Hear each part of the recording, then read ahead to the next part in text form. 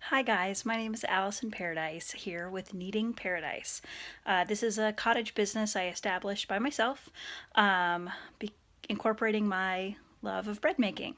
I have had the business for about almost 8 years, I think, and I decided to make a YouTube channel because I've been starting to sell a lot of kits that are just prepackaged things, but I want people to be able to feel comfortable with looking at yeast while it's rising and knowing that it's going well, how to knead bread, and other things like that that just go along with the various kits that I've been making. So I decided to make a YouTube channel and I posted on my Facebook page, Kneading Paradise, that I was going to do this and I needed some ideas for videos to do.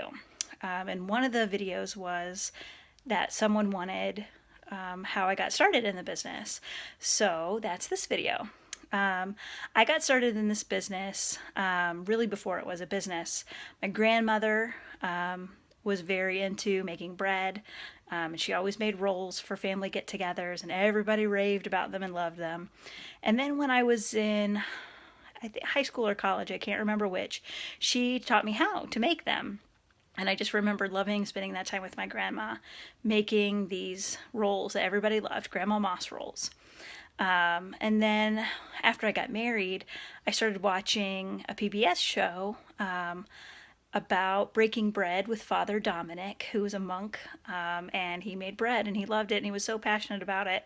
And I thought, oh, that looks so cool. I wish I could do it. So I decided to try. And I bought one of his cookbooks, and my first loaf of bread was an epic failure. I could have made houses with those loaves if I had kept them instead of throwing them away. And so, but I just kept trying. And I eventually got much better at it and really loved doing it. And I loved making bread, but of course I couldn't eat it all, so I would give it away. But then that got really expensive. And then I just came to a difficult spot in my life. I'd recently gotten divorced, and my car broke down, or I got in a car accident actually, and it was totally my fault. Uh, and I didn't have the money to pay the deductible to get it back once it had been fixed. So a friend of mine said, "Hey, why don't you sell your bread?" And I thought, nobody's gonna buy bread. That's silly. She's like, "No, make a Facebook page and try selling it. You'll be surprised." And sure enough, 8 years later, here I am. Still a small business. I operated out of my own home.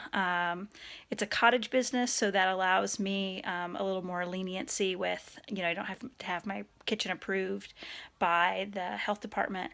But it also limits me. I can't do various things, and I have to disclose certain things when I sell the bread and that sort of thing. But I really love it. I like that I can do it on my own time schedule.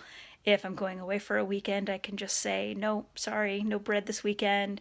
And it just allows me a lot of freedom, and it's definitely was great when my son was young.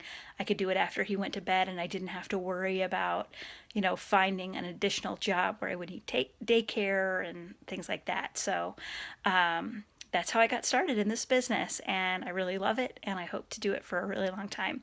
I hope that you can find some videos on this YouTube channel that are helpful for you with bread making, whether you are totally new or moderately experienced. Please leave comments and let me know if you have an idea for a new video. Coming up next, I'll probably do a video first on yeast, on what to look for, how to do it right, and a little trick that I learned from Father Dominic. Please subscribe to the YouTube channel, and I hope to see some of your comments. Bye.